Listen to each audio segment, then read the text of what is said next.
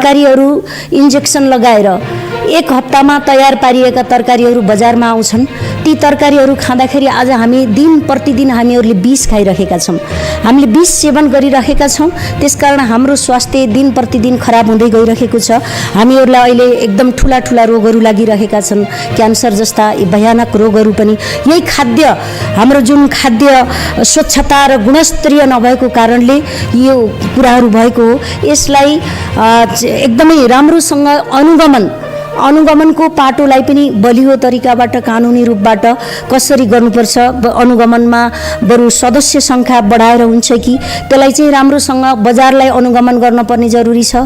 र यो ऐन तुरुन्त लागू हुनेछ भन्ने कुरालाई चाहिँ नियमावली लगायतका विषयहरूमा चाहिँ ध्यान दिनुपर्ने र बनाउनु पर्ने भएको हुँदा यो 31औं दिन भन्ने एउटा स्ट्यान्डर्ड कायम गरिएको थियो र यसमा चाहिँ यसलाई बढाएर 91औं दिन पारेको रहेछ। एउटा मौलिक अधिकार लेखिएको छ, हकको संविधानमा व्यवस्थापन गरिएको छ, तर पनि मेरो छोरो बचाऊ छोरी बचाऊ भनेर हिँड्न पर्ने नेपालका जनताहरू अथवा नेपाल सरकारले यसलाई यो कसरी यो अभियान, यो बिमाको अभियान ल्याउने भन्दा पनि छोरो बचाऊ र छोरी बचाऊ भन्ने अभियानमा आम जनताहरू लागेका छन्। यसको अन्त्य गर्नुपर्छ। बिमाकै हिसाबले गर्दा एउटा लाइनमा बस्नुपर्ने हुन्छ, एउटा टोकनको लाइनमा बस्नुपर्ने हुन्छ, विभिन्न खालका रोगहरू चेक गर्नुपर्ने हुन्छ, औषधिको लाइनमा बस्नुपर्ने हुन्छ। जनशक्ति छैन र बिमा भनिसके पछाडि नाक खुप्चाउने स्थिति छ। यसलाई कसरी हुन्छ अलि राम्रोसँग कार्यान्वयन गर्नको निम्ति पनि बिमालाई अलि व्यवस्थित गर्न पर्यो। र अर्को कुरा, त्यहाँ बिमा भनिसकेपछि र फेरि बाहिर पठाउने पनि छ, बाहिर हस्पिटलहरूमा पठाउनु पर्ने छ। यसको पनि छिटो नै अन्त्य गरेर स्वास्थ्यको हिसाबले पनि यो मौलिक अधिकारमा देखिएका विषयहरूलाई किन यसरी अहिले सङ्कल्प प्रस्तावमा ल्याएर फेरि यसरी उठाउनु पर्ने यो थिएन। तर यसलाई कसरी हुन्छ कार्यान्वयन गर्नको निम्ति र अलि सरकारले, नेपाल सरकारले यसलाई ध्यान दियोस्। सामान्य स्वास्थ्य भनेको नागरिकहरूको अत्यन्तै संवेदनशील कुरा हो, हाम्रो मानव शरीरसँग गाँसिएको छ। तर हामीले यसलाई कार्यान्वयन गर्ने सरकार चाहिँ यसमा संवेदनशील भएको देखिएको छैन। यसलाई हरेक अब अहिले ग्रामीण भेगमा र दुर्गम क्षेत्रमा बस्ने नागरिकहरूले सुलभ स्वास्थ्य सेवा पाएका छैनन्, सुलभ औषधिको सेवा पाएका छैनन्। कतिपय नागरिकहरू औषधि उपचार गर्न नसकेर मृत्युवरण गर्न परेको छ। त्यस्तै गरेर हाम्रा महिला दिदीबहिनीहरू, धेरै महिलाहरू, लगभग 75% महिलाहरू महिनामारी, यो असुरक्षित महिनामारीको कारण उनीहरू चाहिँ पाठ्यघरका बिरामी भएका छन्। उनीहरूलाई कुनै पनि सरकारले त्यति वास्ता गरेको देखिँदैन। गाउँ गाउँमा र दुर्गम क्षेत्रहरूमा यो महिनामारी सम्बन्धी अझै पनि त्यस्तो अलिक असुरक्षित छ, छुवाछुत छ। यसलाई हटाउनको लागि सरकारले पहल गर्नुपर्छ। डाक्टरहरूलाई जिल्लाहरूमा, दुर्गम क्षेत्रमा र दुर्गम ठाउँहरूमा भवनहरू त बनेका छन् हैन। पूर्व प्रधानमन्त्रीले एउटा यहीँबाट मोबाइलबाट प्रत्येक पालिकाहरूमा भवनको उद्घाटन गर्नुभयो र भवन पनि बने। तर आज ती भवनमा डाक्टर छैन, औषधि छैन, नागरिकहरूले त्यो सेवा पाउन सकेका छैनन्। र राम्रो हस्पिटलहरूमा, सरकारी हस्पिटलमा पहुँचवालाले मात्रै पाएका छन्, नागरिकहरूले बेड पाएका छैनन्। र हस्पिटलहरूमा कर्मचारीहरू राख्दाखेरि करारमा नियुक्ति गरिन्छ, उनीहरूलाई दरबन्दीमा राखिएको छैन। यस्ता कारणले गर्दाखेरि नेपाली नागरिकहरूले सुरक्षा महसुस गर्न पाएका छैनन्। माननीय कमला पन्तज्यूले यो प्रस्ताव गरेको यो सङ्कल्प प्रस्ताव, स्वास्थ्य सङ्कल्प प्रस्ताव अत्यन्तै राम्रो छ। यसलाई हुबहु रूपमा पास गरियोस् भन्ने नेपाल सरकारलाई यो ध्यानाकर्षण गराउन चाहन्छु। धन्यवाद। जय नेपाल।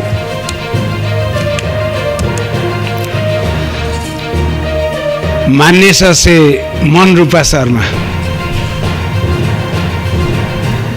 सम्माननीय अध्यक्ष महोदय, यो स्वास्थ्यको विषयमा भनेर जुन हाम्रो माननीय कमला पन्तले यो सङ्कल्प प्रस्ताव राख्नुभएको छ, त्यसको समर्थनको पक्षमा म त्यो समितिमा पनि थिएँ। र समग्र हिसाबले फेरि स्वास्थ्यको हिसाबले पनि जीवन स्वास्थ्य हो, स्वास्थ्य नै जीवन धन हो भनेर जुन खालका हामी त्यो अनुसार हामी हिँडिरहेका छौँ।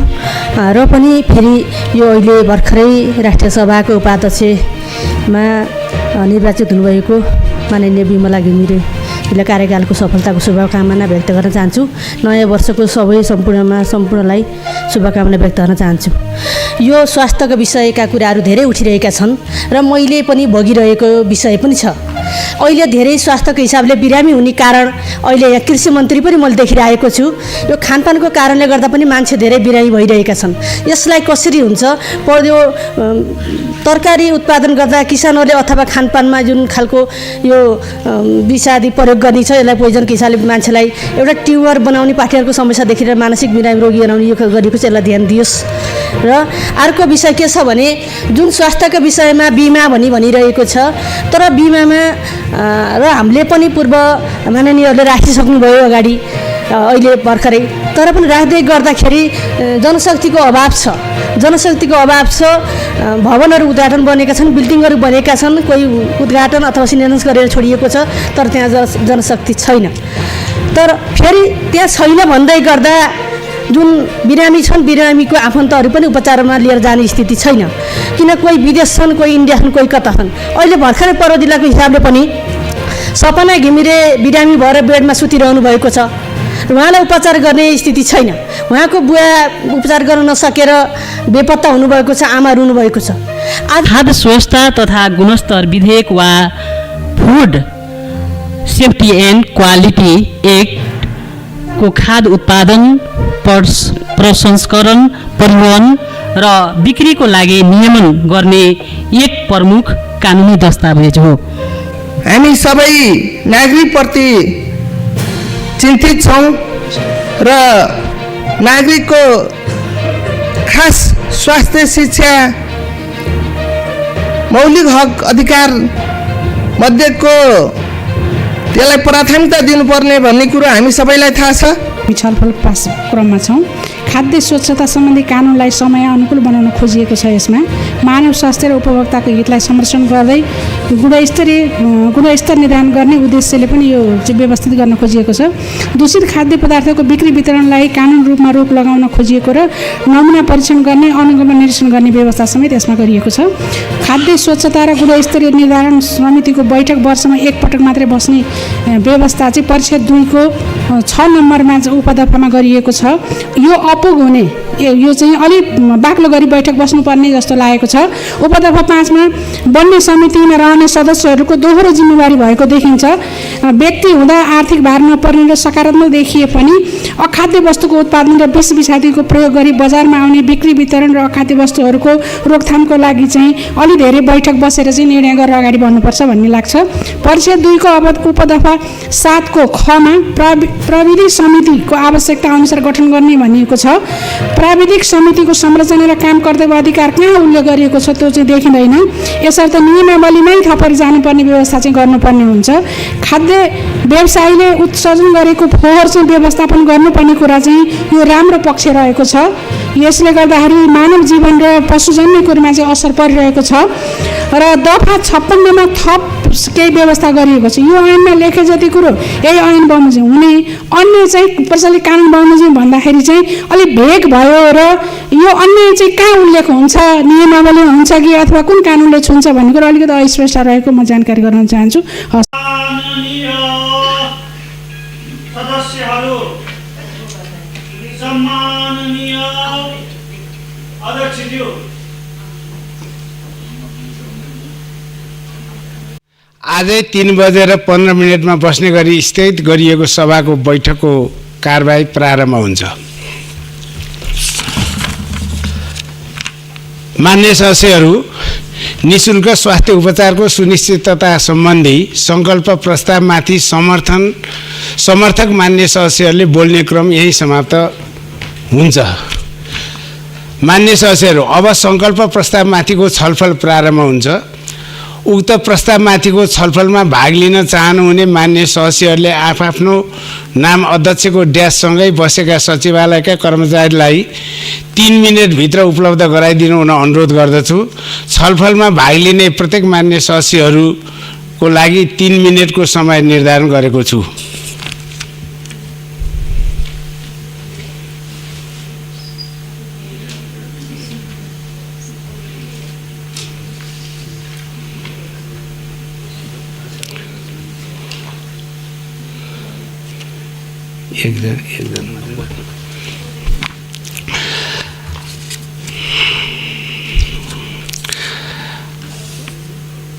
माननीय सदस्यहरूलाई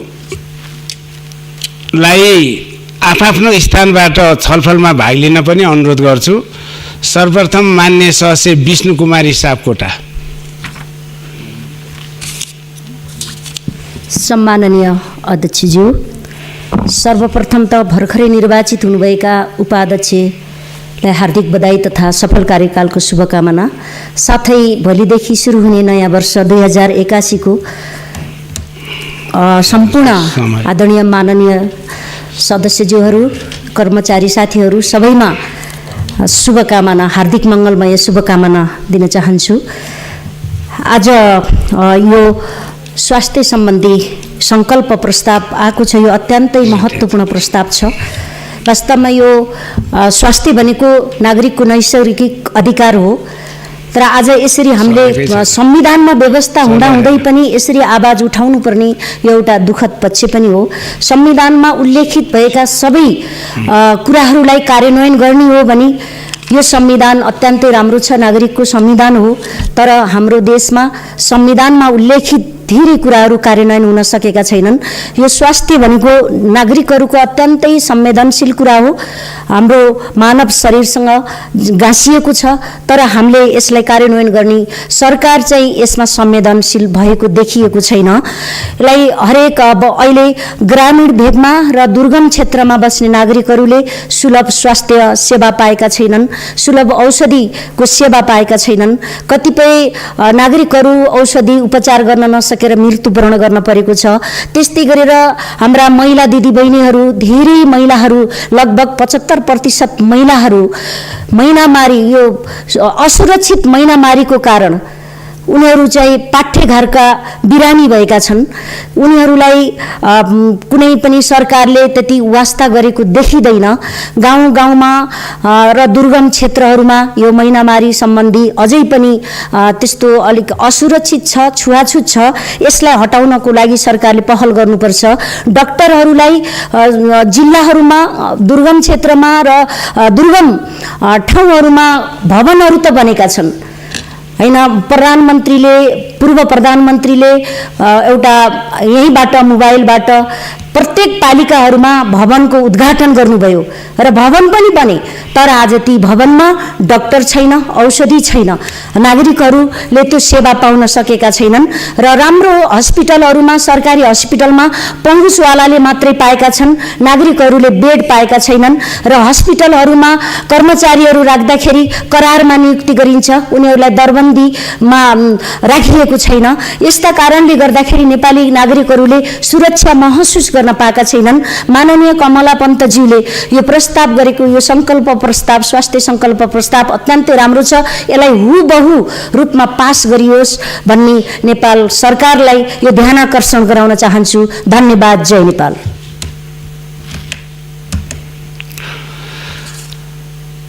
मान्य सदस्य मनरूपा शर्मा।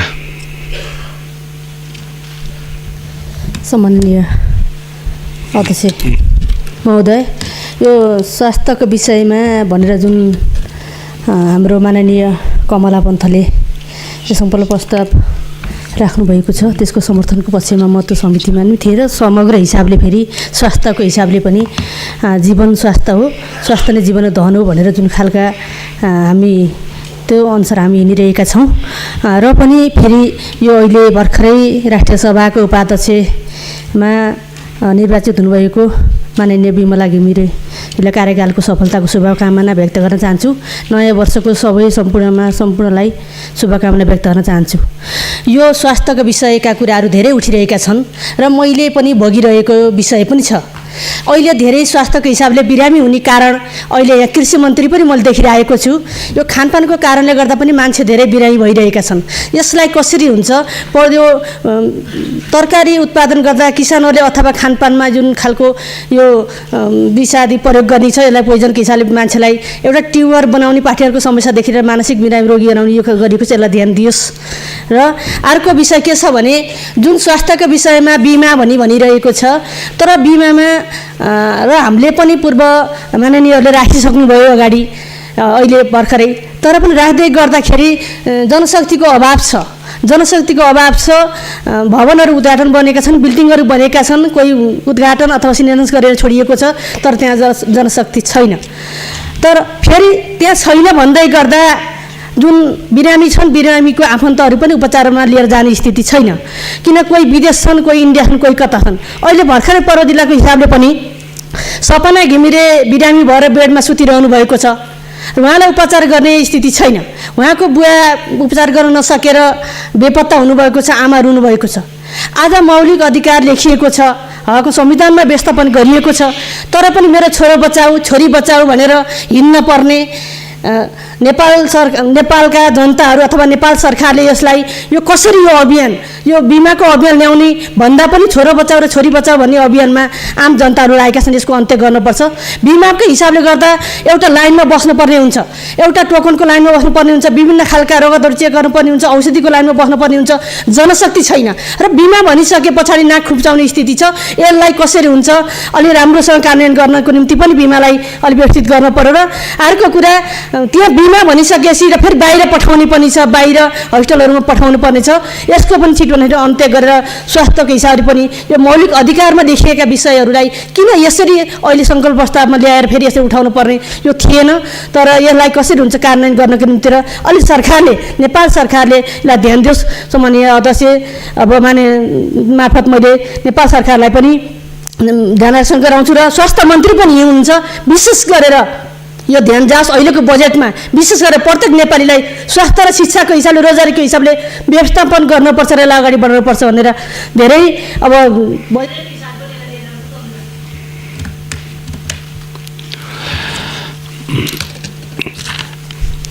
मान्य सदस्य रुक्मिणी कोइराला।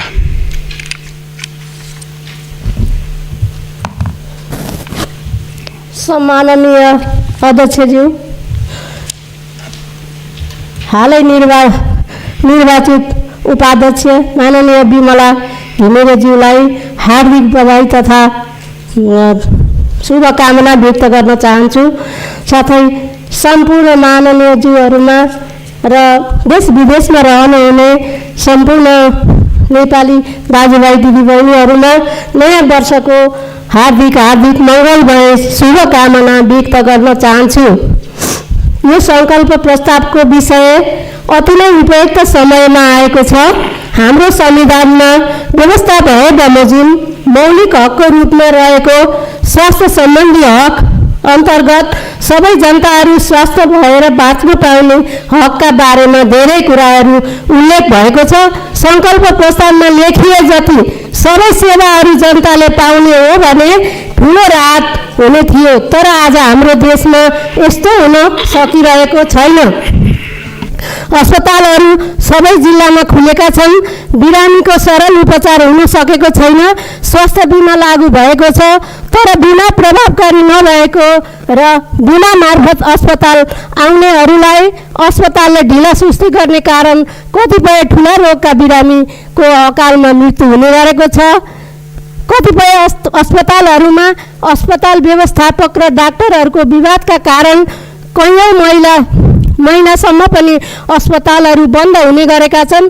उदाहरणको रूपमा कोशी प्रदेशको सुनसरी जिल्ला धरान बिपी स्वास्थ्य विज्ञान प्रतिष्ठानमा भएको हडतालपछि खुलेको भर्खर 2 महिना मात्र भएको छ, जसले गर्दा यसका उपकरणहरू बिग्रिएका छन्। औषधिदेखि लिएर अस्पतालको सेवा समेत महँगो भएको छ। जनताले निकै शास्ति खेप्नु परेको छ। प्राइभेट अस्पतालहरू महँगा छन्। आधारभूत अस्पतालहरूको हालत त्यस्तै छ।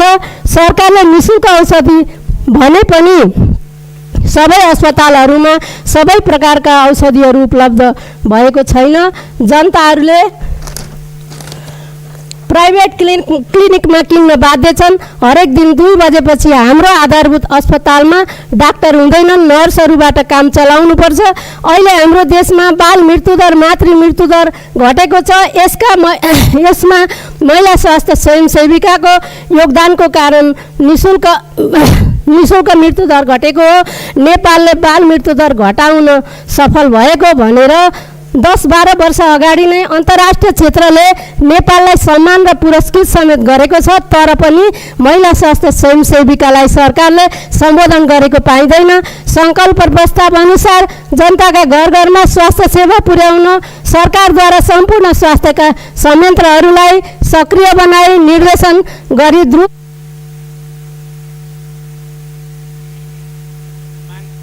माननीय सदस्य तुलसा कुमारी दाहाल। सम्माननीय अध्यक्ष महोदय, आउँदै गरेको नयाँ वर्षको शुभकामना व्यक्त गर्न चाहन्छु। माननीय उपाध्यक्षज्यूलाई हार्दिक बधाई तथा कार्यकाल सफलताको शुभकामना व्यक्त गर्न चाहन्छु। मुस्लिम समुदायको महान पर्व ईदको सम्बन्धमा ढिलै भए पनि म शुभकामना व्यक्त गर्न चाहन्छु।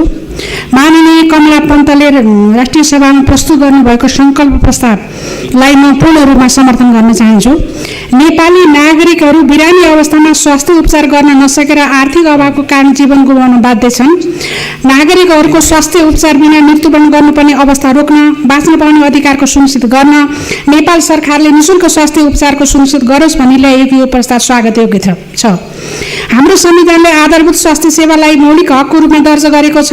सङ्घीय लोकतान्त्रिक गणतान्त्रिक शासन प्रणाली अनुरूप सङ्घ, प्रदेश र स्थानीय तहले नागरिकहरूको लागि सर्वसुलभ गुणस्तरीय स्वास्थ्य सेवा उपलब्ध गराउनु पर्ने दायित्व र कर्तव्य हो, तर यो हुन सकिरहेको छैन। तिनै तहको सरकारले देशभरि नै प्रारम्भिक स्वास्थ्य सेवालाई विस्तार गर्ने नेपाल सरकारले प्रारम्भिक स्वास्थ्य सेवालाई विस्तार गर्ने काम गरेको छ। केही अस्पतालहरूमा बेडहरूको व्यवस्था पनि गरेको छ, केही विपन्न औषधि पनि व्यवस्था गरेको छ भन्ने छुट्याएको छ। केही पालिकाहरूमा चाहिँ 15 बेडसम्मको अस्पतालको पनि व्यवस्था गरिएको छ। बिना मार्फत पनि केही काम गर्न खोजेको देखिन्छ, तर प्रभावकारी रूपमा सञ्चालन हुन सकिरहेको छैन। जोखिमपूर्ण अवस्थामा रहेका अस्पतालमा बसेर उपचार गर्नुपर्दा आवश्यक औषधिहरू उपलब्ध नहुने समस्या छ। आयातित औषधिहरू नागरिकले खरिद गर्न नसक्ने अवस्था छ। विपन्नको लागि छुट्याएको बेड र औषधिमा पनि विपन्नको पहुँच नभएर पहुँचवालाहरूकै पहुँच भएको देखिन्छ। अस्पतालमा दक्ष जनशक्तिको अभाव देखिन्छ।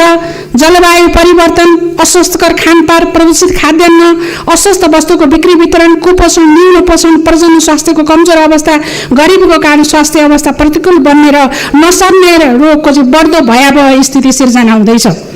निजी क्षेत्रबाट सञ्चालित अधिकांश अस्पतालहरू सहरी क्षेत्रमा केन्द्रित छन्। नाफामुखी स्वास्थ्य संस्थालाई चाहिँ सेवामूलक बनाउन आवश्यक छ।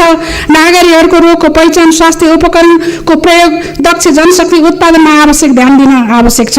स्वास्थ्य कर्मीहरूको अध्ययन उत्पादनको लागि योजना बनाउन पनि आवश्यक छ।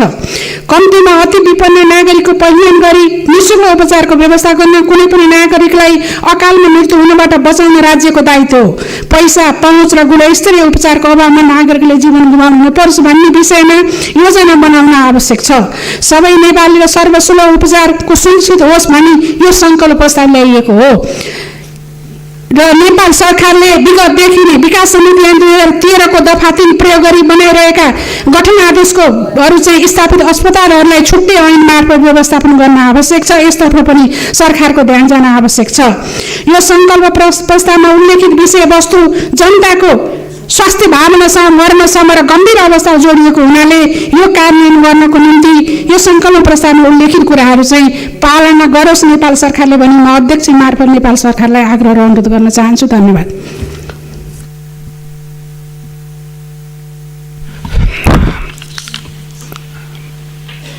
माननीय गोपाल कुमार बस्नेत।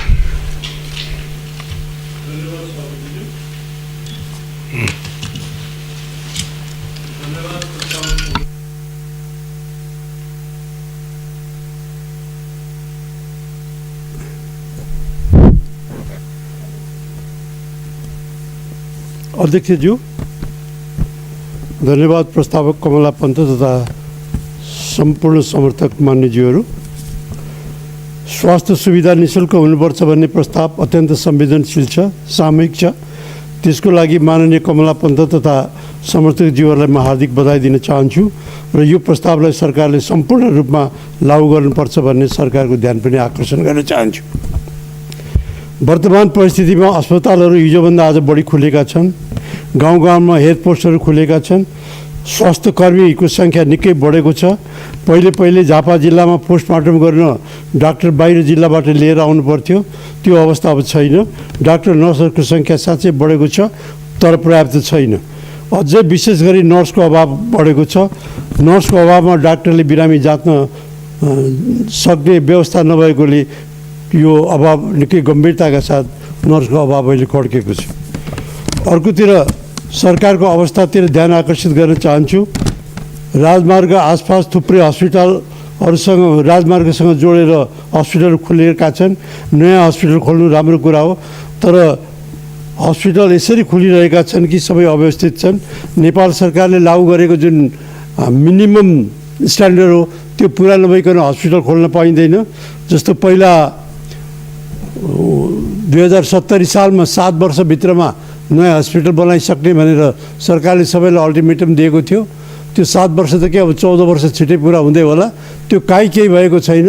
र राजमार्गको सडकमा हस्पिटल खोल्नु र त्यसैलाई पार्किङ एरिया बनाउनु, एम्बुलेन्सहरूको भिड गराउनु, त्यो एकदमै राम्रो कुरा होइन। यसतर्फ म सरकारको ध्यान आकर्षण गर्न चाहन्छु। अर्को कुरा, एम्बुलेन्सहरूको नयाँ धन्दा चलेको छ। त्यो धन्दा के भनेदेखि बिरामीहरूलाई गाउँबाट खोजेर ल्याएर हस्पिटलमा भर्ना गर्ने र गम्भीर बिरामीहरूसँग हस्पिटल मार्फत पैसा असुली गर्ने र त्यसमा पनि एक्सिडेन्टको जुन केसहरू छ, राजमार्गमा भएका एक्सिडेन्ट केसहरू, त्यो जसले पैसा बढी दिन्छ त्यही हस्पिटलमा लाने र त्यसको अन्तिम रूप चाहिँ अब त्यसको मार बिरामीलाई पार्ने, यस विषयमा सरकारको पनि ध्यान आवश्यक छ भन्ने कुराहरू म भन्न चाहन्छु। र सबैभन्दा खड्केको कुरा, अहिले हामीसँग नर्सको अभाव छ। नर्सको अभावले गर्दा डाक्टरहरूले पनि पूर्ण क्षमताअनुसार काम गर्न पाएका छैनन्। त्यसकारण एउटा आफै जिल्लामा पनि सञ्चालन गर्न सक्ने नर्सिङ कोर्सहरूबाट नर्सहरू तयार गर्न सकिन्छ। तर हाम्रा नर्सिङ पढ्ने भाइ बहिनीहरू विदेशमा गएका छन्, बेङ्गलोरमा गएर ताती यहाँबाट नर्स पढ्न गइरहेका छन्, आएका छन्, काम गरिरहेका छन्। यो ठिक कुरा हो कि होइन? सरकार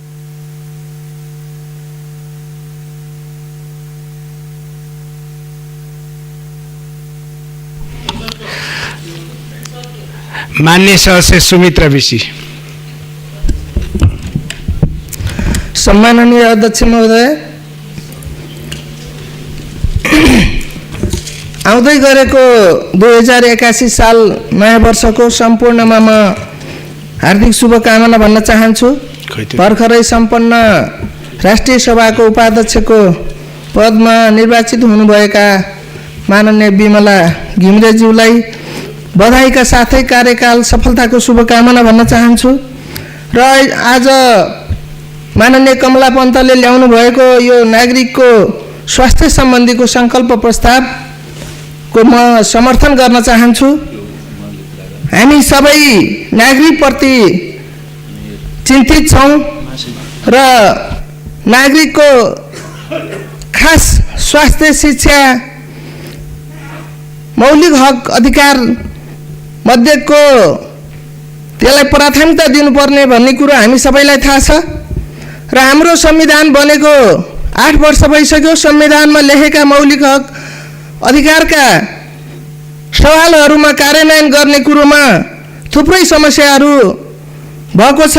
विगतको सरकारले नागरिकको हितलाई सर्वोपरि ठानेरै प्रत्येक पालिकामा हस्पिटलहरू बनाउनका निम्ति एकैचोटि 396 पालिकाहरूमा स्वास्थ्य सम्बन्धी उद्घाटन गरेको थियो र कम्तीमा 5 र प्रदेशमा 15 सयका हस्पिटलहरू अनिवार्य गराउने भन्ने जुन खालको कुरो आएको थियो, यी कुराहरू हामीले लागू गर्न सक्यौँ भने स्वाभाविक रूपले केही नागरिकहरूले राहत पाउँथे।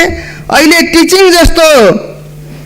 टिचिङ जस्तो ठुलो हस्पिटलमा पनि प्रेसरले ब्रेन हेमरेज गरेर उपचार गराएका बिरामीहरूलाई धेरै समय थेरापी भर्ना गरेर थेरापी गराउनु पर्दो रहेछ। त्यो थेरापी गर्ने भर्ना गरेर थेरापी गराउने ठाउँ नभएकै कारणले प्राइभेट हस्पिटलमा जान बिरामीहरू बाध्य छन्। प्राइभेटमा उपचार गर्नका निम्ति सबैको पहुँच पुग्दैन।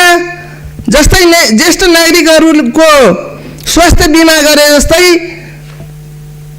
नाबालकहरूको पनि कति वर्षसम्मकालाई मलाई लाग्छ मुटुको बिमारी 15 वर्षसम्मका बच्चाहरूको निःशुल्क उपचार गर्ने होला र अरू गम्भीर रूपका विषयमा पनि नाबालक बच्चाहरूको पनि उपचार गर्नका निम्ति यो सरकारले ध्यान पुर्याओस्। अस्ति भर्खरै दाङमा एकजना सामान्य हिँडेर गएको बच्चा टन्सिलको बिमारी त्यहाँको प्राइभेट हस्पिटलको लापरवाहीले गर्दाखेरि त्यहाँ मृत्युवरण गर्न पर्यो, धेरै रक्तस्राव भएर र सम्पूर्ण कमसेकम प्रदेश पालिकाहरूमा सामान्य स्वास्थ्य चौकी हुनु पर्यो र यो जुन खालका स्टाफ नर्सहरू पढ्नका निम्ति स्टाफ नर्सको यहाँ चाहिँ बन्द गरिएको छ स्टाफ नर्स पढ्ने कलेजहरू।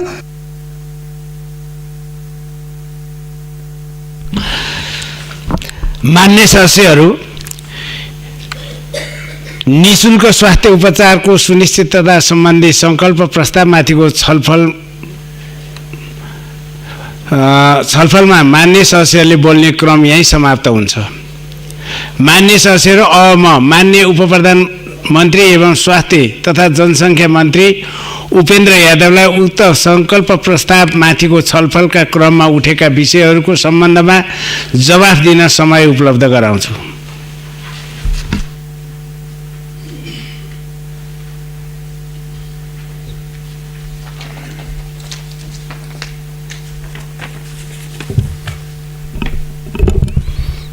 सम्माननीय अध्यक्ष, आधारभूत स्वास्थ्य सेवा प्याकेज 2075 तयार भई जनस्वास्थ्य सेवा ऐन 2075 को दफा 3 को दफा 4 अनुसार विभिन्न 9वटा शीर्षक अन्तर्गतका तोकिएका आधारभूत स्वास्थ्य सेवा निःशुल्क प्रदान भइरहेको एक खोप सेवा, एकीकृत नवजात शिशु तथा बाल रोग व्यवस्थापन, पोषण, गर्भवती प्रसव तथा सुत्केरी सेवा, परिवार नियोजन, गर्भपतन, प्रजनन स्वास्थ्य जस्ता मातृ नवजात शिशु तथा बाल स्वास्थ्य, सरुवा रोग सम्बन्धी सेवा, नसर्ने रोग तथा शारीरिक विकलाङ्गता सम्बन्धी सेवा, मानसिक रोग सम्बन्धी सेवा, ज्येष्ठ नागरिक स्वास्थ्य सम्बन्धी सेवा, सामान्य आकस्मिक अवस्थाका सेवा, स्वास्थ्य प्रवर्धन सेवा, आयुर्वेद तथा मान्यता प्राप्त वैकल्पिक स्वास्थ्य सेवा।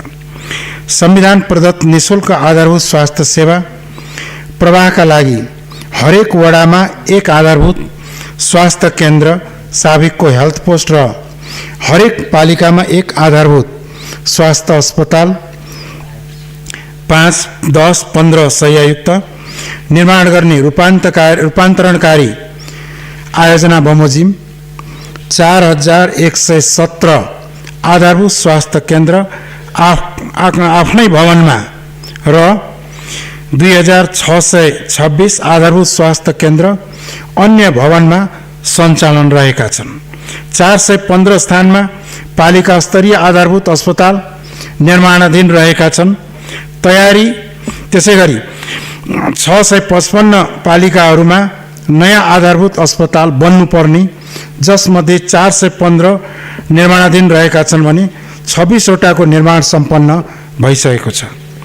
आयुर्वेद तथा योगका माध्यमद्वारा समुदाय स्तरमा स्वास्थ्य प्रबन्धन गर्न र निःशुल्क आधारभूत आयुर्वेद सेवाको प्रवाहका लागि सातै प्रदेशमा स्थानीय तहसँगको समन्वयमा नागरिक आरोग्य सेवा कार्यक्रम सञ्चालनमा रहेको हुन्छ। स्वास्थ्य बिमा अन्तर्गतको सुविधा थैलीमा आधारभूत स्वास्थ्य सेवा बाहेकका स्वास्थ्य सेवाहरू समावेश गरी स्वास्थ्य बिमामा आबद्ध सबै स्वास्थ्य संस्थाहरूबाट सुलभ दर रेटमा सेवा प्रदान गरिँदैछ आइरहेको छ।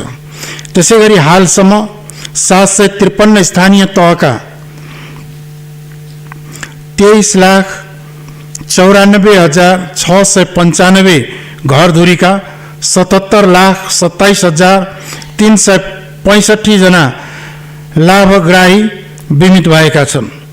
यस आर्थिक वर्षको पहिलो चौमासिकसम्म 5,16,110 जना अति गरिब परिवार 8,94,310 जना ज्येष्ठ नागरिक, 35,596 जना HIV संक्रमित परिवार समेत गरेर 1,42,858 अति अशक्त अपाङ्ग परिवारका सदस्यहरू समेत, 3,742 जना कुष्ठरोग संक्रमित परिवार समेत, 3,452 जना MDR-TB निःशुल्क बिमा गरिएको छ। विपन्न नागरिक औषधि उपचार कोष निर्देशिका 2075 को अनुसूची 4 मा सूचीकृत गरिएका 8 प्रकारका कडा रोग, मुटु रोग, मृगोला रोग, cancer, Parkinson's, Alzheimer, spinal injury, head injury र सिकल सेल एनिमिया को उपचारका लागि 1 लाखसम्मको सहुलियत प्रदान गरिएको। आकस्मिक स्वास्थ्य सेवा सबै तहका स्वास्थ्य संस्थामा गुणस्तरीयता कायम गर्न आकस्मिक स्वास्थ्य सेवा प्याकेज स्तरीय उपचार पद्धति 2078 तर्जुमा गरी कार्यान्वयनमा रहेको। प्रमुख लोकमार्गहरू रूपन्देहीको साइनामैना, नवलपरासीको पूर्व देवचुली, कैलालीको लम्की, कर्णाली कोरिडोरको राकम र धादिङको बेल्खुमा ट्रमा सेन्टर स्थापनाको कार्य अगाडि बढेको। साथै प्रदेशमा एकीकृत रूपमा 102 नम्बर मार्फत प्रेषण केन्द्रद्वारा एम्बुलेन्स सेवा प्रदान गर्ने कार्य अगाडि बढेको। दुर्गम क्षेत्रका ज्यान जोखिममा परेका गर्भवती तथा सुत्केरी महिलाका लागि हवाई उद्धार सम्बन्धी कार्यविधि 2075 अनुसार सातै प्रदेशका तोकिएका अस्पतालहरूबाट सेवा प्रदान गरिरहेको। सहज र सुलभ रोग निदानका लागि हाल केन्द्रीय जनस्वास्थ्य प्रयोगशालालाई आधुनिक एवं सुविधा सम्पन्न बनाई सबै प्रकारका विशिष्टीकृत परीक्षण सरल र सहज बनाउनका लागि पूर्वाधार निर्माणको काम भइरहेको। राष्ट्रिय गङ्गालाल हृदय रोग केन्द्र बाँसबारी र मनमोहन कार्डियो थोरासिक सेन्टर त्रिवी शिक्षण अस्पतालमा 15 वर्ष मुनिका र 75 वर्षभन्दा माथिका तथा बालबालिका र ज्येष्ठ नागरिकलाई निःशुल्क मुटु रोगको शल्यक्रियाको व्यवस्था मिलाइएको छ। बालबालिकामा हुने क्यान्सर रोगको उपचारमा सहजता ल्याउन देशका कान्ति बाल अस्पताल लगायत 8वटा अस्पतालबाट लागू हुने गरी क्यान्सर रोग विरुद्धको उपचारमा प्रयोग हुने 35 प्रकारका औषधिहरूको निःशुल्क निकट भविष्यमा उपलब्धताका लागि विश्व स्वास्थ्य सङ्गठनसँग सम्झौता गरी अगाडि बढाइएको। स्वास्थ्यमा सर्वव्यापी पहुँचको अवधारणालाई केन्द्रमा राखी स्वास्थ्य बीमालाई प्रभावकारी बनाई सबै प्रकारका सेवामा जनताको पहुँच सुनिश्चित गर्ने गरी कार्यक्रमहरू सञ्चालन गरिएको। राष्ट्रिय खोप कार्यक्रम मार्फत 2 वर्ष मुनिका बालबालिकालाई 14 प्रकारका रोगहरू विरुद्ध खोप प्रदान गरिरहेको छ।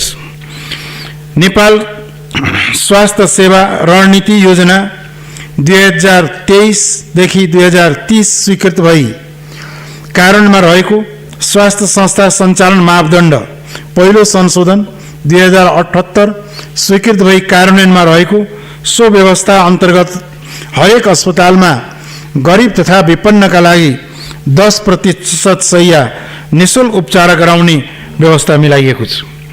विस्तारित अस्पताल सेवा उपलब्ध गराउने स्वास्थ्य संस्थामा कार्यरत चिकित्सक तथा नर्स लगायत स्वास्थ्य कर्मीले एकभन्दा बढी स्वास्थ्य संस्थामा काम गर्ने परिपाटीलाई निरुत्साहित गर्दै एउटा मात्र स्वास्थ्य संस्थामा काम गर्ने वातावरण सिर्जना गरी नागरिकको स्वास्थ्य सेवामा समतामूलक पहुँचका साथै गुणस्तरीय स्वास्थ्य सेवा प्रवाह गर्नका लागि एक चिकित्सक स्वास्थ्यकर्मी एक स्वास्थ्य संस्था कार्यक्रम सञ्चालन कार्यविधि 2017 स्वीकृत भई कार्यान्वयनमा रहेको।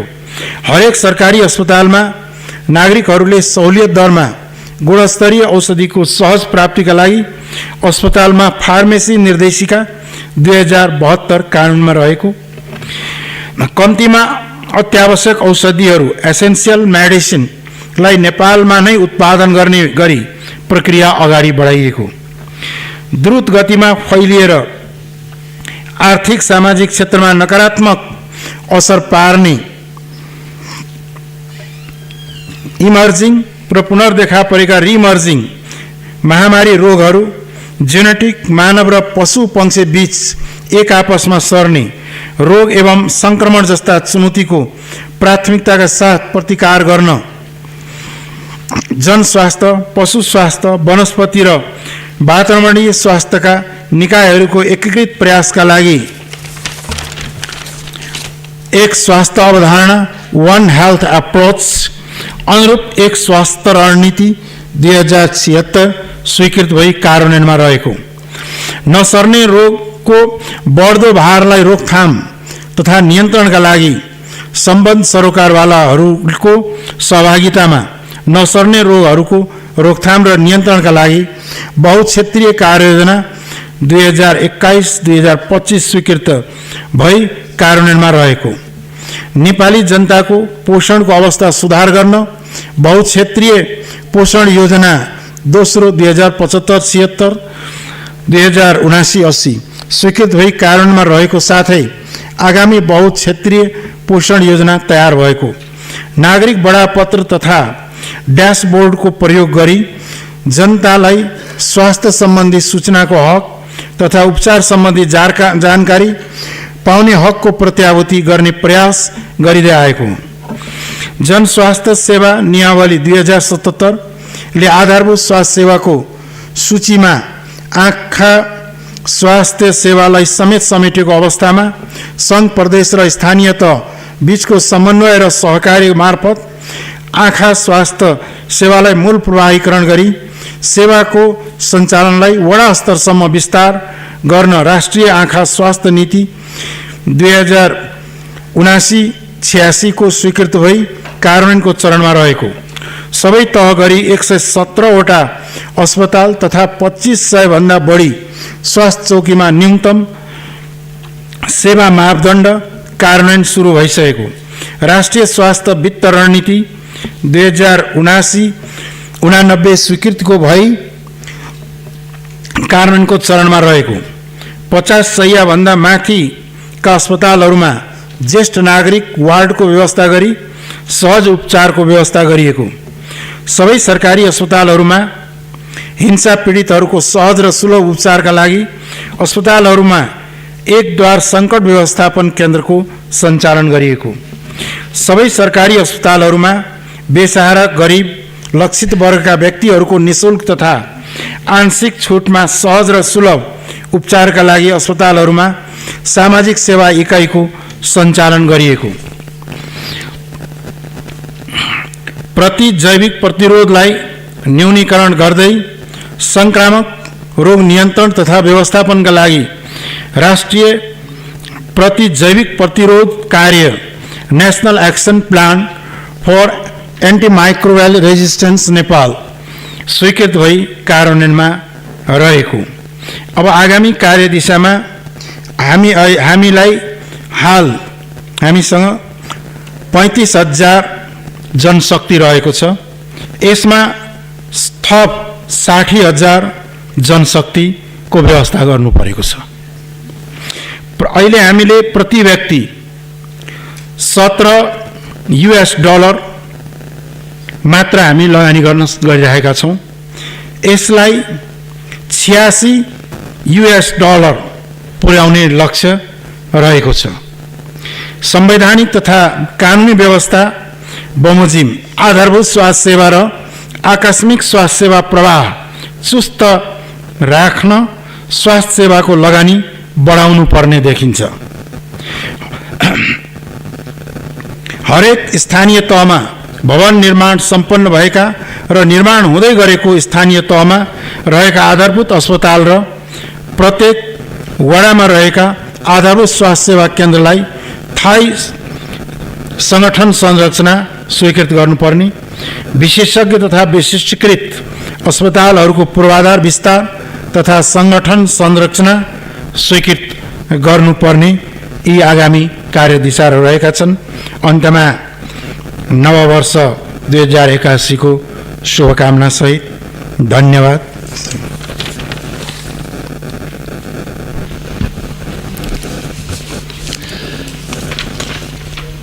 मान्य सदस्यहरू,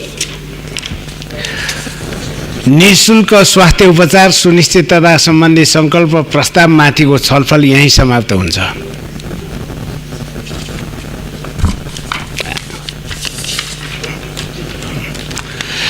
मान्य सदस्यहरू, अब म निःशुल्क स्वास्थ्य उपचारको सुनिश्चितता सम्बन्धी संकल्प प्रस्तावलाई निर्णयार्थ प्रस्तुत गर्दछु। यो प्रस्तावको पक्षमा हुने मान्य सदस्यहरूले हुन्छ भन्नुहोला र यसको विपक्षमा हुने मान्य सदस्यहरूले हुन्न भन्नुहोला। यो प्रस्तावको पक्षमा हुने मान्य सदस्यहरूले हुन्छ भन्नुहोस्। यो प्रस्तावको विपक्षमा हुने मान्य सदस्यहरूले हुन्न भन्नुहोस्। हुन्न भन्ने आवाज सुनिएन, तसर्थ निःशुल्क स्वास्थ्य उपचारको सुनिश्चितता सम्बन्धी संकल्प प्रस्ताव सर्वसम्मतिले स्वीकृत भएको घोषणा गर्दछु। मान्य सदस्यहरू, सभाबाट सर्वसम्मतिले स्वीकृत निःशुल्क स्वास्थ्य उपचारको सुनिश्चितता सम्बन्धी संकल्प प्रस्तावमा उल्लेखित विषयहरूको कार्यान्वयनका लागि माननीय उपप्रधानमन्त्री एवं स्वास्थ्य तथा जनसङ्ख्या मन्त्रीले सभामा व्यक्त गर्नुभएका प्रतिबद्धता समेतका आधारमा सबै नागरिकको उपचारमा सहज पहुँच स्थापित गर्दै संकल्प प्रस्तावमा उल्लेखित विषयहरूको कार्यान्वयनको लागि नेपाल सरकारलाई निर्देशन गर्दछु। साथै संकल्प प्रस्तावमा उल्लेखित विषयहरूको कार्यान्वयनको अनुगमन गर्न सम्बन्धित विषयगत समितिहरूलाई निर्देशित गर्दछु।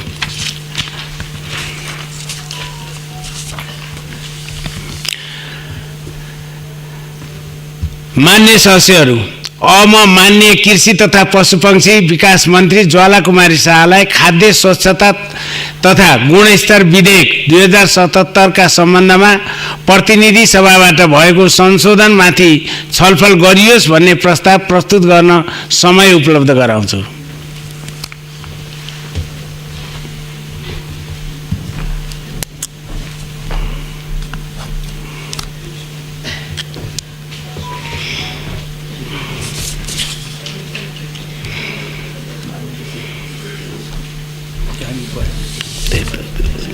सामान्य अध्यक्षज्यू, अध्यक्ष महोदयको अनुमतिले खाद्य स्वच्छता तथा गुणस्तर विधेयक 2077 का सम्बन्धमा प्रतिनिधि सभाबाट भएको संशोधनमाथिको छलफल गरियोस् भन्ने प्रस्ताव सम्मानित सभा समक्ष प्रस्तुत गर्दछु।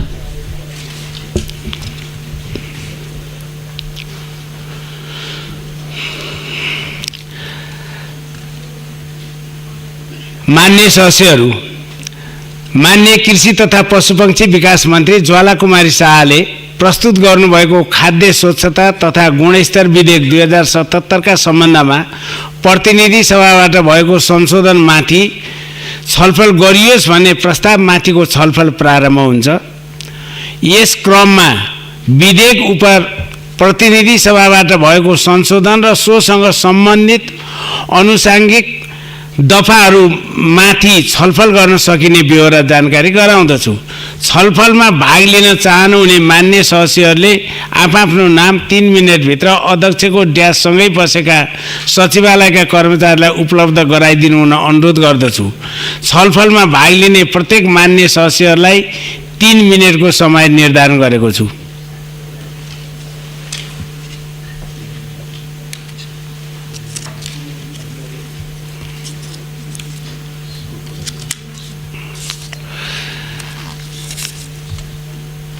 मान्य सदस्य तुलसा कुमारी दाहाल।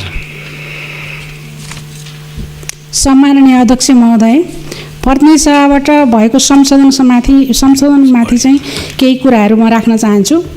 यो विधेयक आएको झन्डै 2 वर्ष भयो र आज हामी छलफल क्रममा छौँ। खाद्य स्वच्छता सम्बन्धी कानुनलाई समय अनुकूल बनाउन खोजिएको छ। यसमा मानव स्वास्थ्य र उपभोक्ताको हितलाई संरक्षण गर्दै गुणस्तर निर्धारण गर्ने उद्देश्यले पनि यो चाहिँ व्यवस्थित गर्न खोजिएको छ। दूषित खाद्य पदार्थको बिक्री वितरणलाई कानुन रूपमा रोक लगाउन खोजिएको र नमुना परीक्षण गर्ने अनुगमन निरीक्षण गर्ने व्यवस्था समेत यसमा गरिएको छ।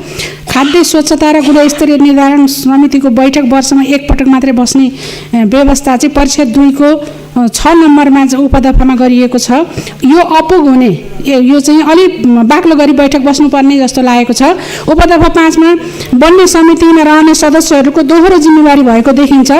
व्यक्ति हुँदा आर्थिक भार नपर्ने र सकारात्मक देखिए पनि अखाद्य वस्तुको उत्पादन र विष विषादीको प्रयोग गरी बजारमा आउने बिक्री वितरण र अखाद्य वस्तुहरूको रोकथामको लागि चाहिँ अलि धेरै बैठक बसेर चाहिँ निर्णय गरेर अगाडि बढ्नुपर्छ भन्ने लाग्छ। परिच्छेद 2 को उपदफा 7 को ख मा प्राविधिक समितिको आवश्यकता अनुसार गठन गर्ने भनिएको छ। प्राविधिक समितिको संरचना र काम कर्तव्य अधिकार कहाँ उल्लेख गरिएको छ त्यो चाहिँ देखिँदैन। यसर्थ नियमावलीमै थपेर जानुपर्ने व्यवस्था चाहिँ गर्नुपर्ने हुन्छ। खाद्य व्यवसायीले उत्सर्जन गरेको फोहोर चाहिँ व्यवस्थापन गर्नुपर्ने कुरा चाहिँ यो राम्रो पक्ष रहेको छ।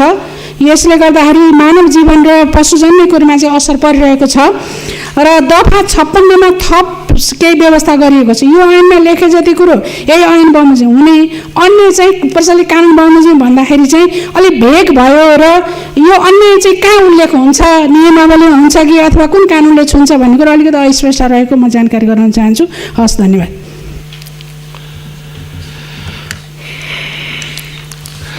मान्य सदस्य देवेन्द्र दाहाल।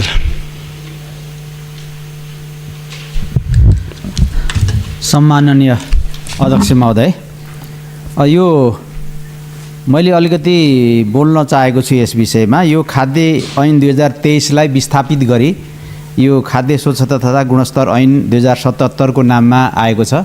यसमा यो ऐन चाहिँ राष्ट्रिय सभाको विधान व्यवस्थापन समितिमा धेरै लामो छलफल पछाडि आएको थियो र यसले चाहिँ पूर्वोक्त मान्यजीले भने जस्तो बजारमा बेच्न राखिएका खाद्य वस्तुबाट मानव स्वास्थ्यमा पार्ने प्रतिकूल असरलाई रोक्न र खाद्यान्नका नाममा अखाद्य र गुणस्तरहीन खाद्य वस्तुको नियमन गर्न यो ल्याइएको थियो र यसका थुप्रै प्रावधानहरू राष्ट्रिय सभाको विधान व्यवस्थापन समितिमा छलफल गरेर हामीले 56वटा बुँदामा प्रतिवेदन पेश गरेको अवस्था हो र यो 2078-10-21 मा समितिमा पारित भएर 10-22 मा सभामा पेश भएको थियो र मेरो एउटै मात्रै जिज्ञासा के छ भने यो जिज्ञासाको जवाफ कसले दिने हो फेरि, किनभने प्रतिनिधि सभाले पारित गरेर ल्याएको छ, त्यहाँ समितिमा छलफल भएको छ र यो प्रतिनिधि सभाको कृषि सहकारी तथा प्राकृतिक स्रोत समितिले चाहिँ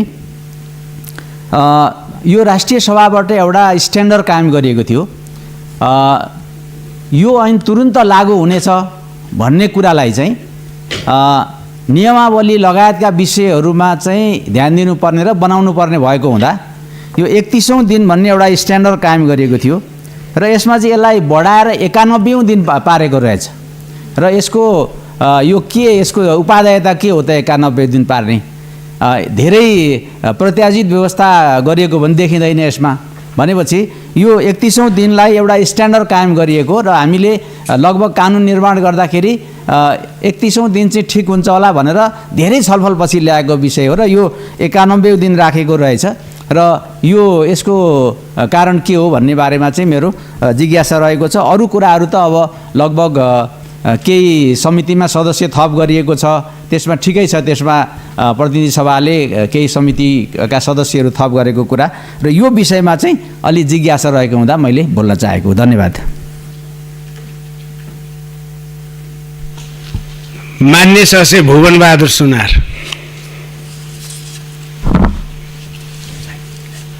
सम्माननीय अध्यक्षज्यू, यो कृषि सहकारी तथा प्राकृतिक स्रोत समिति खाद्य स्वच्छता तथा गुणस्तर सम्बन्धी विधेयक 77 सम्बन्धी प्रतिवेदन 80 माथि छलफल गरिरहेका छौँ हामीले र यसमा यो प्रतिनिधि सभाको मिति 2080 वैशाख भनेको छ। अब यो गत वर्षकै हो कि त्यसले गर्दा अलि त्यो चाहिँ स्पष्ट भएन कि भन्ने चाहिँ जिज्ञासा छ। त्यसका साथै माननीय ज्यूले राखे जस्तै यो विधेयकको विधेयकको दफा 1 को उपदफा 2 मा रहेको 31औं भन्ने शब्दको सट्टा 91औं भन्ने शब्द जो राखिएको छ त्यसको उपदेयता चाहिँ त्यस्तो देखिन्न। हामीले के राखेको त भन्दा चाहिँ त्यो हरेक चाहिँ विधानहरू अथवा चाहिँ विधेयकहरू पास भएको त्यही 31 दिन भन्ने चाहिँ सन्दर्भमा चाहिँ 31 दिन राखिराखेको छ। त्यसलाई 31 दिन बनाउनलाई चाहिँ यो कानुनी समस्या पर्यो त्यस्तो र हो हेर्दा त्यसमा पनि एउटा मेरो प्रश्न अथवा जिज्ञासा रहेको छ। त्यस्तै गरेर चाहिँ यो समितिमा 2 जना चाहिँ थप्ने भनिएको छ अथवा थपिएको छ। यसमा चाहिँ अलि मूर्त गर्न पाएको भए हुने थियो भन्ने नि हो। यो 3 को विधेयकको चाहिँ दफा 5 अन्तर्गत थपिएका कुराहरू र जो गुणस्तरीय चाहिँ खाद्यान्नको विषय उठिरहेको छ तर खाद्यान्नहरू चाहिँ त्यस्तो पाइराखिएको छैन। जसले अहिले चाहिँ विषादीका कारणले यो बजार व्यवस्थापन गर्न नसकेका कारणले गर्दा चाहिँ मानवको स्वास्थ्यको चाहिँ प्रतिकूल हुने किसिमका चाहिँ खाद्यान्नहरू चाहिँ बजारमा आइरहेका छन् र त्यो क्वारेन्टाइनको चाहिँ समय चाहिँ त्यो चाँडो मिटिङ बस्न पर्ने र त्यसको चाहिँ शुद्धता चाहिँ परीक्षण गर्न पर्ने काम चाहिँ यहाँ अलि ढिलो गरी लेखिएको छ। त्यसको बारेमा मेरो जिज्ञासा रहेको छ। हवस्, धन्यवाद।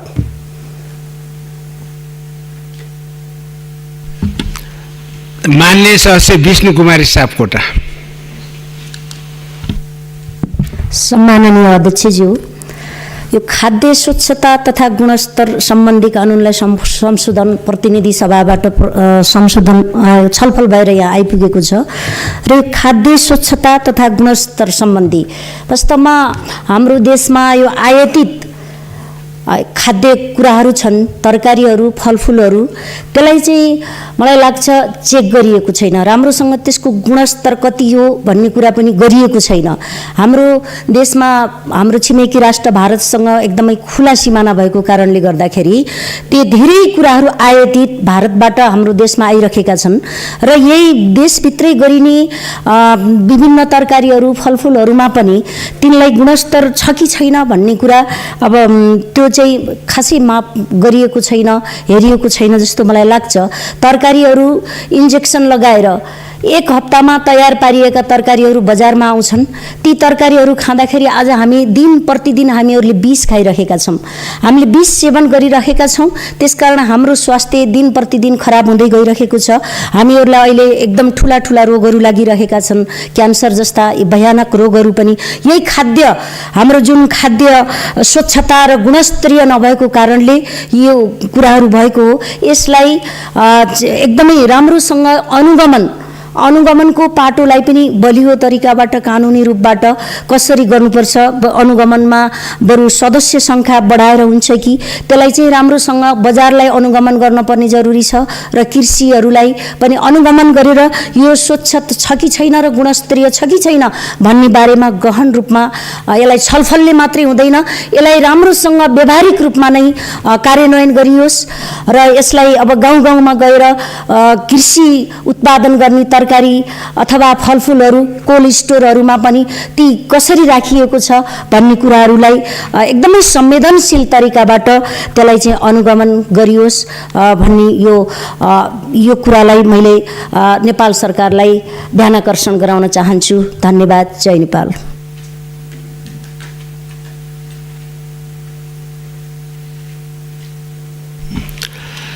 मान्य सदस्यहरू, खाद्य स्वच्छता तथा गुणस्तर विधेयक 2077 का सम्बन्धमा प्रतिनिधि सभाबाट भएको संशोधनमाथि छलफल गरियोस् भन्ने प्रस्तावमाथिको छलफलमा मान्य सदस्यहरूले बोल्ने क्रम यही समाप्त हुन्छ। मान्य सदस्यहरू, अब म मान्य कृषि तथा पशुपक्षी विकास मन्त्री ज्वाला कुमारी शाहलाई छलफलमा उठेका विषयहरूको सम्बन्धमा जवाफ दिन समय उपलब्ध गराउँछु।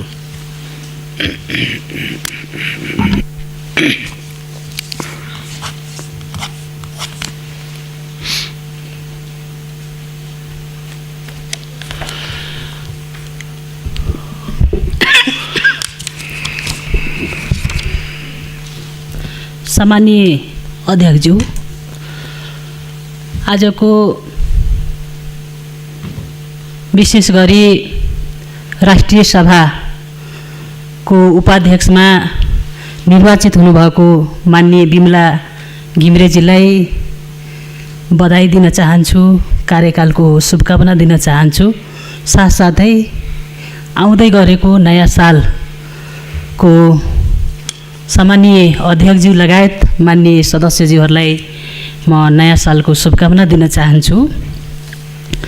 आज हामीले मान्य 4 जना सदस्यज्यूहरूले मान्य तुलसा दाहालज्यू, त्यसै गरी मान्य देवेन्द्र दाहालज्यू, भुवन बहादुर सुनारजी र मान्य विष्णु कुमारी सापकोटाजीले राखिसक्नु भएको छ र यो विषय धेरै छलफलबाट आएको हो। धेरै गन्थनमन्थनबाट यो विषय आएको छ र यसको संवैधानिक व्यवस्था नेपालको संविधानको धारा 44 को उपधारा 1 मा प्रत्येक उपभोक्तालाई गुणस्तरीय वस्तु तथा सेवा प्राप्त गर्ने हक हुने जो व्यवस्था गरेको छ। उपधारा 2 मा गुणस्तरहीन वस्तु वा सेवाबाट क्षति पुगेका व्यक्तिलाई कानुनी बमोजिम क्षतिपूर्ति पाउने हक हुने यसमा व्यवस्था गरेको छ र धारा 44 अन्तर्गत व्यवस्थालाई कार्यान्वयन गर्न जो विद्यमान खाद्य ऐन 2023 पर्याप्त नभएकोले आज हामीले यो संशोधन गरेर गुणस्तरीय विधेयक ल्याउनु परेको अवस्था छ।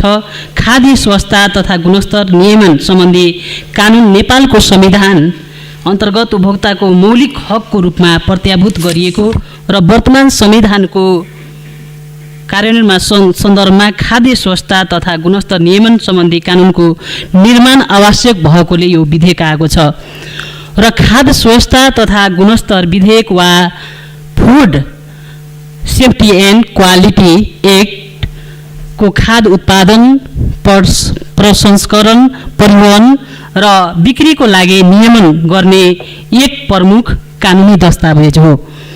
यसको मुख्य उद्देश्य खाद्य उत्पादन र सेवा प्रदानकर्ताहरूलाई नियमित स्वास्थ्य सुरक्षाको लागि निर्दिष्ट मानकहरू अनुसरण गर्ने र बाध्य गर्ने यो व्यवस्था हो। यो विधेयकले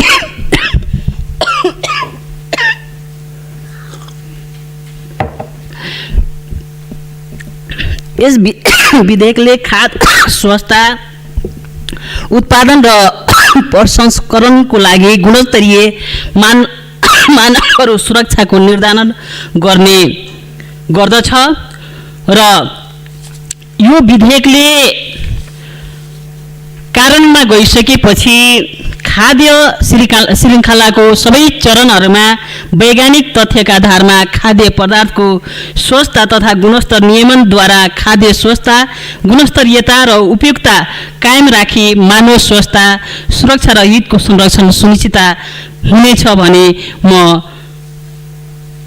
ध्यानाकर्षण गराउन चाहन्छु। नेपालको संविधानले प्रत्याभूत गरे बमोजिम उपभोक्तालाई स्वस्थ र गुणस्तरीय खाद्य वस्तु तथा सेवा उपलब्ध हुने विश्व व्यापार संगठन अन्तर्गत प्रतिपादित एसपीएस कृषिजन्य वस्तुहरूको स्वास्थ्य र सम्बन्धी प्रावधानहरूको प्रभावकारी कार्यान्वयनहरूबाट स्वदेशी खाद्य व्यवसायको प्रतिस्पर्धा क्षमता अभिवृद्धि र व्यापारमा सहजीकरण हुन गई कृषिजन्य वस्तुहरूको निर्यात प्रवर्धन हुने व्यवस्था छ।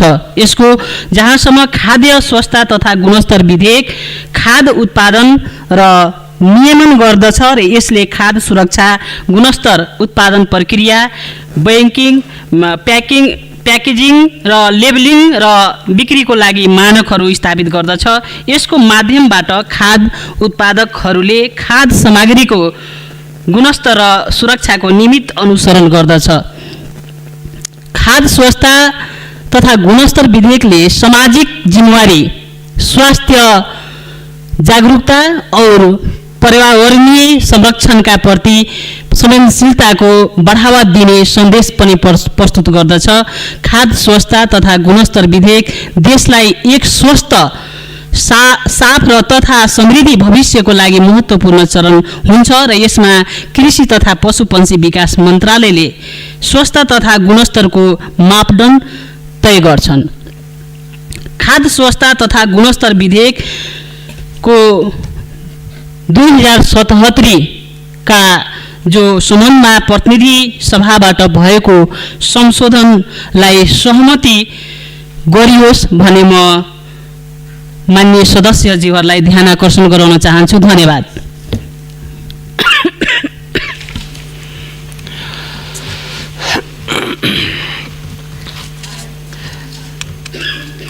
मान्य सदस्यहरू, खाद्य स्वच्छता तथा गुणस्तर विधेयक 2077 का सम्बन्धमा प्रतिनिधि सभाबाट भएको संशोधनमाथि छलफल गरियोस् भन्ने प्रस्तावमाथिको छलफल यही समाप्त हुन्छ। मान्य सदस्यहरू, अब म मान्य कृषि तथा पशुपक्षी विकास मन्त्री ज्वालाकुमारी शाहलाई खाद्य स्वच्छता तथा गुणस्तर विधेयक 2077 का सम्बन्धमा प्रतिनिधि सभाबाट भएको संशोधनलाई सहमति गरियोस् भन्ने प्रस्ताव प्रस्तुत गर्न समय उपलब्ध गराउँछु।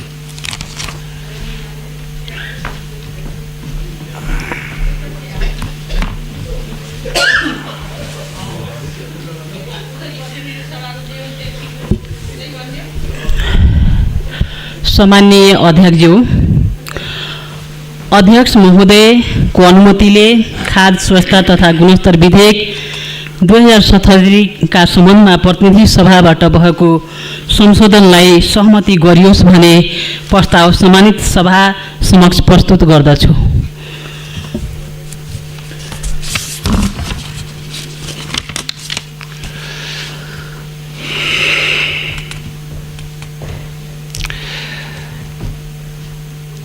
मान्य सदस्यहरू, अब म मान्य कृषि तथा पशुपक्षी विकास मन्त्री ज्वालाकुमारी शाहले प्रस्तुत गर्नुभएको खाद्य स्वच्छता तथा गुणस्तर विधेयक 2077 का सम्बन्धमा प्रतिनिधि सभाबाट भएको संशोधनलाई सहमति गरियोस् भन्ने प्रस्तावलाई निर्णयार्थ प्रस्तुत गर्दछु।